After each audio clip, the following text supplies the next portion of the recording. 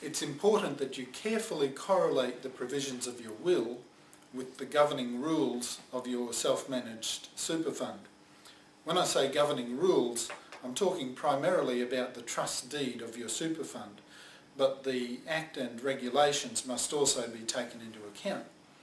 Now, the starting position for dealing with superannuation death benefits by a super fund trustee is that all distributions are in the discretion of the trustee, subject to certain limited categories of people who are entitled to be considered as potential beneficiaries, especially your spouse, children and financial dependents.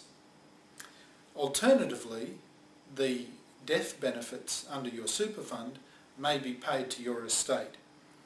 If they are paid to your estate, then those super benefits are controlled by your will. The advantage of having the benefits controlled by your will under your estate is that the will can provide enormous flexibility in how you deal with those benefits. For example, your will may direct that the super benefits are to be paid into an existing family trust, or your will may direct that the funds are to be paid to a testamentary trust set up under your will. Or, because your will is not limited to benefiting the categories of spouse, child and dependent, your will may direct those funds to any person you choose. But of course there are also downsides to having the super benefits paid to your estate.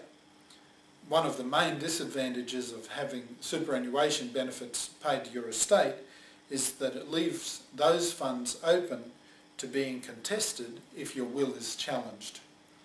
So if there is a risk that someone may challenge your will, then the best thing you can do is leave a very small estate, so that it's just not worth their while to contest it.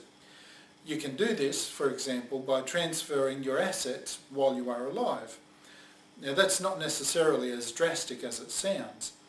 You might transfer your assets into a family trust, or you might create a joint tenancy so that a joint owner automatically receives property upon your demise.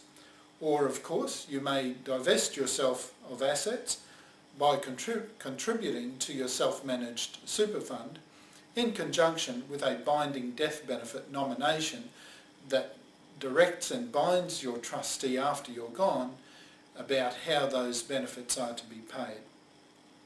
Now, any such property that you transfer away from yourself while you are alive does not form part of your estate. It's completely separate from your estate, and therefore it isn't up for grabs to anyone who challenges your will.